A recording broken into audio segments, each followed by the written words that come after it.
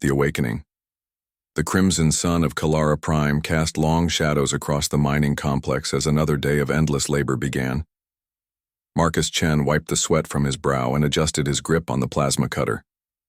The tool felt heavy in his hands, not because of its weight, but because of what it represented. 5 years ago, he had been designing starship engines on Earth's orbital stations. Now he was cutting ore from alien rocks, just another piece of human machinery in the Zephyrian Empire. The Zephyrians towered over their human workers like living crystals, their translucent blue skin reflecting the harsh light of Kalara's sun. They moved with an elegant grace that made every human movement seem clumsy by comparison. To them, humans were nothing more than versatile tools, useful for their ability to work in environments that would challenge even their advanced technology. Marcus had learned not to meet their eyes.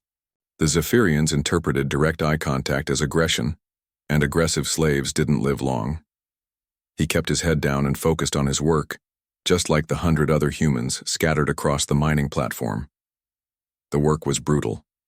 16-hour shifts in temperatures that ranged from freezing in the shadows to scorching in direct sunlight. The Zephyrians had bioengineered their human slaves to survive these conditions, but survival and comfort were very different things. Every breath burned, every movement ached, and every day felt like an eternity. But Marcus had something the Zephyrians didn't know about. Hidden beneath his work coveralls, wrapped in protective cloth, was a small device he had built from scraps of discarded alien technology. It looked like nothing more than a broken communicator, but Marcus knew better. He had been an engineer once, and engineers never stopped seeing possibilities in broken things. The device chirped softly, almost inaudibly. Marcus's heart rate spiked. That was the signal he had been waiting for. Someone else was out there, someone with technology, someone who remembered what it meant to be human. As the work shift ended and the humans shuffled back to their dormitories, Marcus made a subtle detour. The maintenance tunnels beneath the mining complex were poorly monitored. The Zephyrians assumed their slaves were too tired and too broken to cause trouble. They were wrong. In the depths of tunnel section C7, Marcus found her waiting. Dr. Sarah Okafor had once been one of Earth's leading xenobiologists. Now she was thin and scarred, her dark skin marked by years of hard labor. But her eyes still burned with intelligence and determination. "You got my signal," she said quietly, her voice barely above a whisper. Marcus nodded. "I've been working on something, a way to decode their communication protocols." Sarah's eyes widened. "You've been listening to them?" "More than that," Marcus pulled out his makeshift device. "I've been learning their language, their technology, their weaknesses. The Zephyrians think we're just dumb animals, but they're wrong. We adapt, we learn, we survive." Sarah smiled for the first time in months.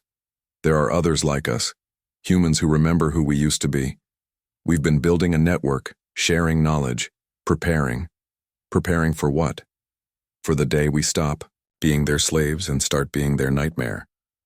Over the following weeks, Marcus was introduced to the underground resistance. There was Jake Morrison, barely 18 years old but born with an intuitive understanding of technology that amazed even Marcus. Jake had been born into slavery, but his mind was free. He could look at any piece of Zephyrian technology and understand how it worked, how it could be improved, how it could be turned against its creators. There was Elena Vasquez, a former Earth military pilot who now worked in the transport division. She had been mapping every inch of the Zephyrian facility, memorizing guard rotations, identifying weak points.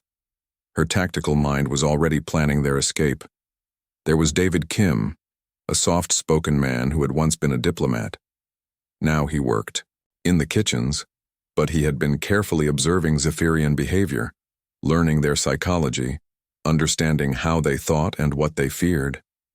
The resistance met in secret, in forgotten corners of the vast mining complex. They shared knowledge, pooled resources, and most importantly, they remembered hope. Their first major breakthrough came when Jake discovered something extraordinary. While repairing a damaged Zephyrian scanner, he noticed something odd about its power source. The energy signature was familiar, almost human in design.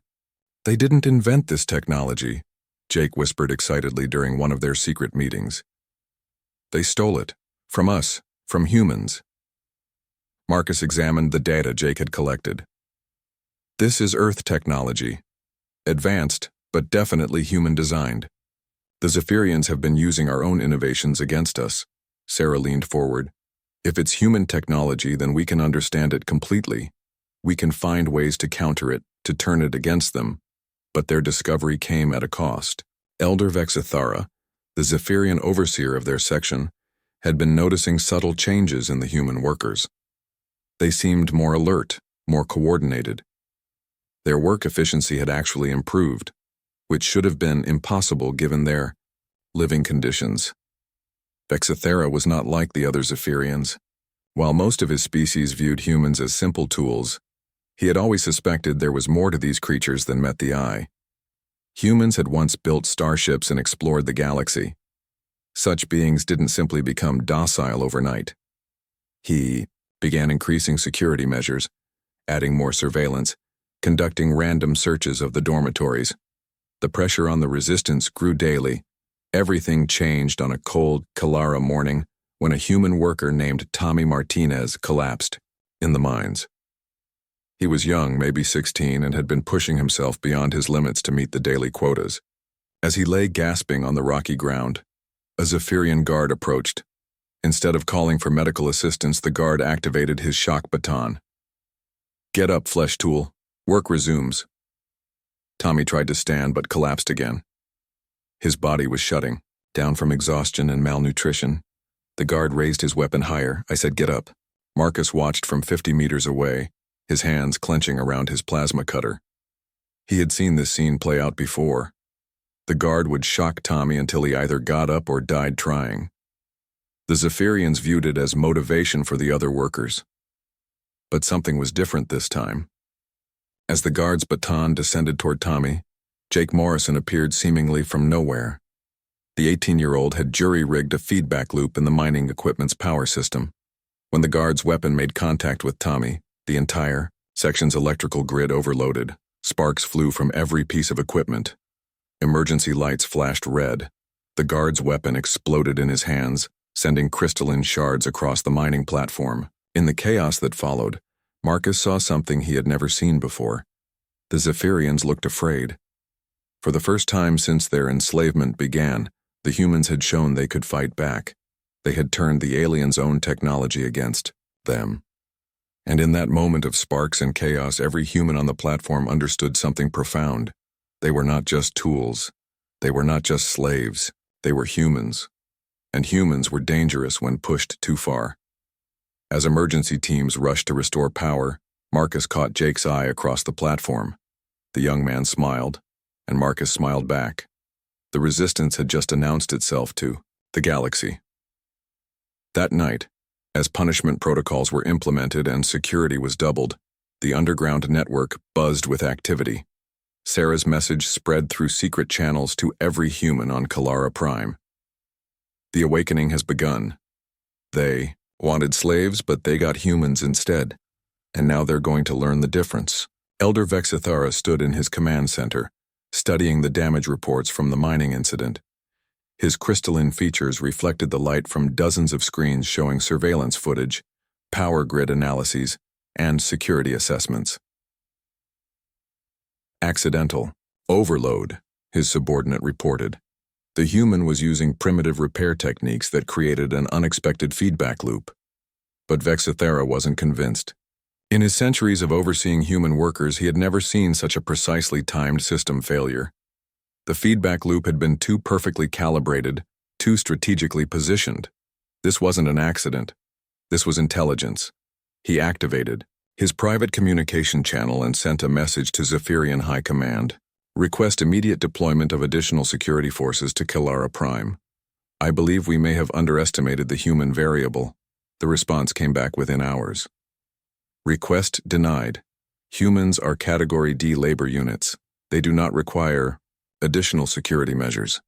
Focus on maintaining productivity quotas. Vexithara deactivated the channel and turned back to his monitors. High Command might not believe him, but he had seen the spark in human eyes today. He had seen coordination where there should have been chaos, purpose where there should have been panic. The humans were planning something, and for the first time in his long life, Elder Vexithara felt a chill of genuine concern.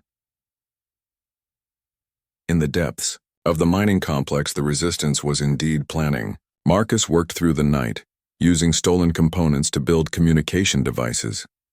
Sarah coordinated with cells across the planet, sharing intelligence and resources. Jake reverse-engineered every piece of Zephyrian technology he could get his hands on. They were no longer just surviving. They were preparing for war. The rising storm 3 months after the mining incident, Kalara Prime had become a different world. On the surface, everything appeared normal. Humans continued their daily labor, Zephyrians maintained their routines, and the mining quotas were met with mechanical precision. But beneath the surface, a revolution was building. Marcus stood in the expanded command center that the Resistance had carved out of an abandoned section of the mining complex. What had once been a small meeting space for a handful of rebels had grown into a sophisticated operations center. Jury-rigged computers lined the walls, displaying everything from guard patrol schedules to detailed schematics of Zephyrian technology. "Status report," he said to the room full of humans who had once been nothing more than nameless slaves.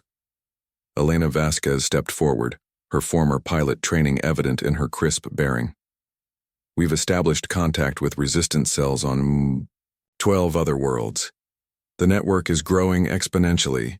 Humans everywhere are waking up to what's possible." Jake Morrison looked up from a workbench where he was dissecting a Zephyrian control module. "I've figured out how to hack their security systems. Their encryption is based on mathematical principles that assume limited cognitive capability in potential intruders. They never imagined slaves might have advanced problem-solving skills." David Kim, the former diplomat, had spent months analyzing Zephyrian psychology and society. "I've identified a critical weakness in their command structure. The Zephyrians have become so dependent on their technological superiority that they've forgotten how to adapt when that technology fails. They're not prepared for asymmetric warfare." Sarah coordinated the intelligence flowing in from across the complex. "The Zephyrians are starting to notice anomalies. Production efficiency has increased by 30% across all human work units, but they can't explain why. They think it's some kind of biological adaptation to the work environment." Marcus smiled grimly. The Zephyrians were right about adaptation, but they didn't understand what humans were adapting to. They weren't becoming better slaves. They were becoming better soldiers. The Resistance had grown from a handful of desperate individuals to a coordinated network of over 3,000 humans across Kalara Prime. Each cell operated independently, but they all shared information, resources, and most importantly, hope. Their first major operation targeted the communication array that linked Kalara Prime to the greater Zephyrian Empire. Jake had discovered that the array used a hybrid of human and Zephyrian technology, making it vulnerable to specific types of interference. Elena led a team of 12 humans through the maintenance tunnels that ran beneath the communication facility. Marcus had spent weeks mapping these tunnels, identifying every sensor, every security checkpoint, every possible route of approach. As they moved through the darkness, Elena couldn't help but marvel at what they had become. 6 months ago, these same humans had been broken, defeated, barely surviving each day. Now they moved with the precision of a military unit, each person knowing their role, trusting their teammates, working toward a common goal. They reached the primary junction box at exactly 0347 hours, just as the night shift guards rotated positions. Jake had calculated this timing down to the second, accounting for Zephyrian movement patterns, their biological rhythms, even the subtle delays caused by their crystalline physiology. The device Jake had built looked simple enough, about the size of a human fist and covered in components salvaged from dozens of different Zephyrian systems. But when he connected it to the communication array's primary power coupling, the results were spectacular. Every screen in the communication facility went dark. Emergency lights activated throughout the complex, and most importantly, Kalara Prime was suddenly cut off from the rest of the Zephyrian Empire.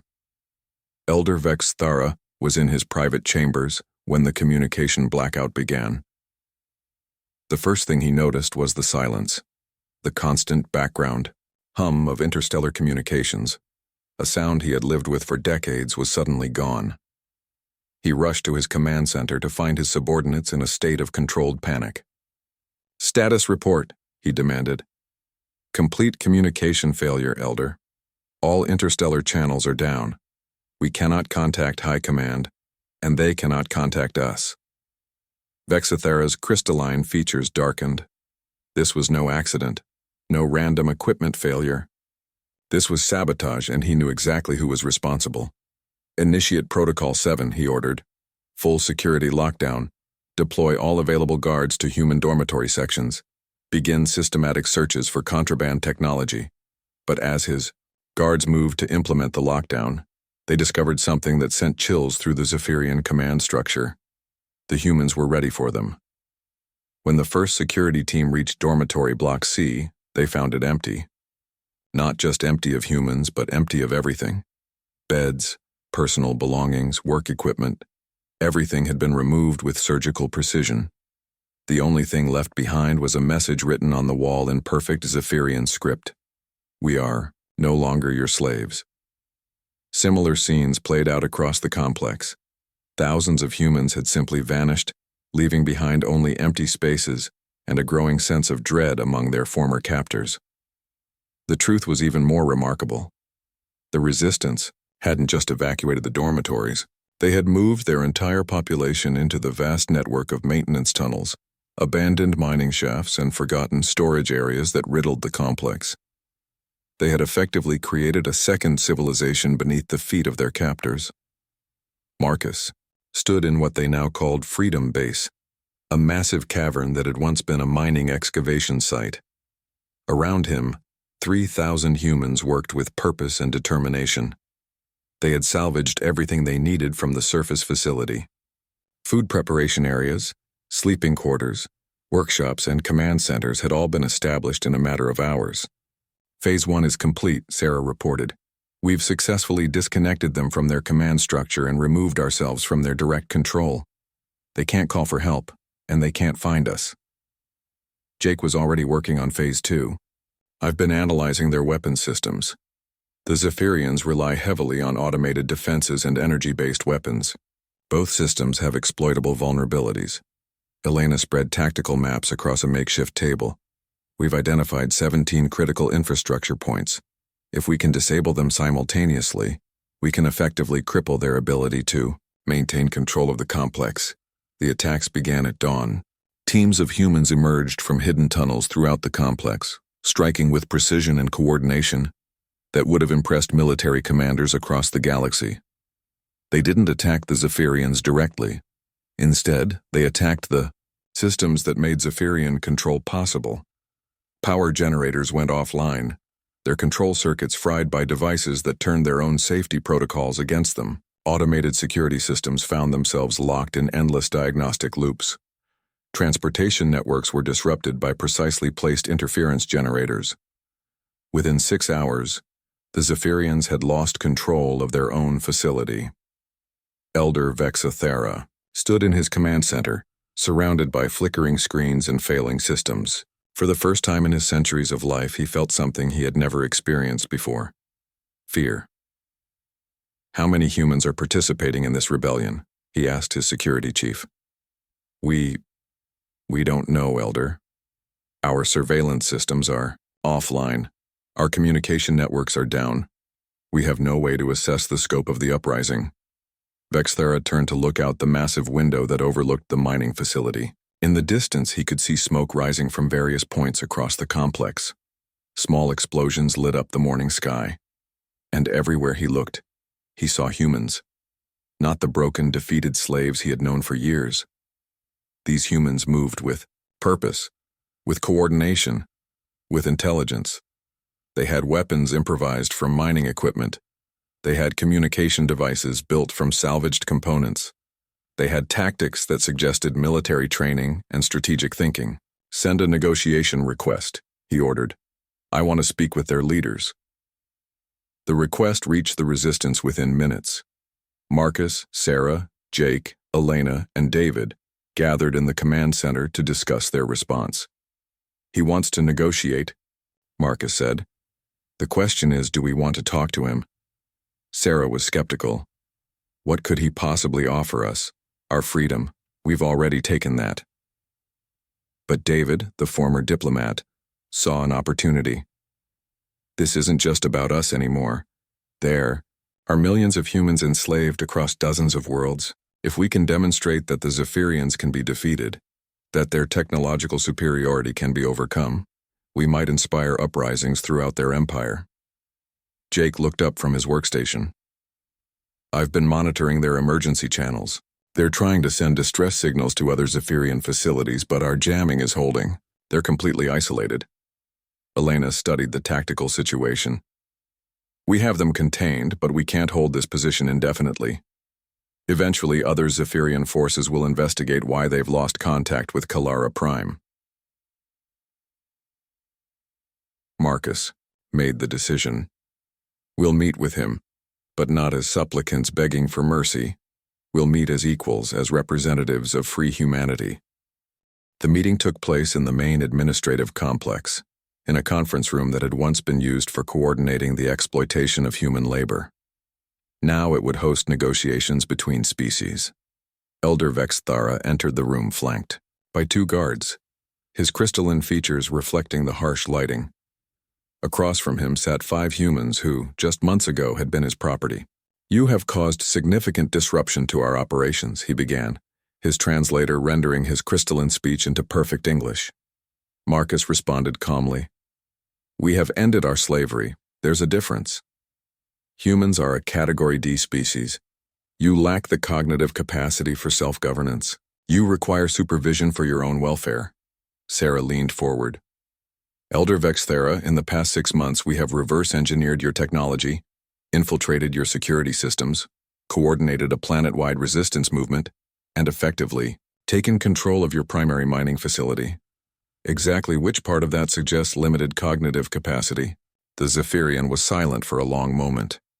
Finally, he spoke. What do you want? David took the lead. Recognition of human autonomy. The immediate liberation of all human slaves in Zephyrian space. Reparations for centuries of exploitation. And a guarantee that humanity will be treated as an equal species in all future interactions. Vexathara's laugh was like crystal chimes in a winter wind. Impossible. You are one mining facility on one world. The Zephyrian Empire spans thousands of star systems. You cannot possibly believe you can dictate terms to us. Jake spoke for the first time. Elder, would you like to see the current status of your Empire's communication network? He activated a portable display that showed a galactic map. Hundreds of star systems were marked in red, indicating communication blackouts. Humans throughout your empire have been watching what we've accomplished here. They've been learning, adapting, preparing. In the past 24 hours, similar uprisings have begun on 47 different worlds. The room fell silent. Vexathara stared at the display, his crystalline features reflecting the red warning lights that indicated the scope of the rebellion. You see, Elder, Marcus said quietly. You made one critical error in your calculations. You assumed that because humans could be enslaved, they would remain enslaved. You forgot that humans adapt, we learn, and most importantly, we remember. Sarah stood up. The age of human slavery is over. The question now is whether the Zephyrian Empire will adapt to this new reality, or whether it will fall to the species it once considered too primitive to matter. The negotiations continued for 3 days. In the end, Elder Vexathara had no choice but to accept the reality of the situation. The human uprising had spread too far, too fast. The Zephyrians' own communication networks were being turned against them. Their technology was being reverse-engineered and improved upon by the very slaves they had created. The Treaty of Kalara Prime, as it came to be known, recognized humanity as a free and equal species. It established reparations for centuries of enslavement and created frameworks for peaceful coexistence between humans and Zephyrians. But more importantly, it marked the beginning of humanity's true emergence as a galactic power. The species, that had once been considered suitable only for manual labor, had demonstrated something that would echo throughout the galaxy for millennia to come.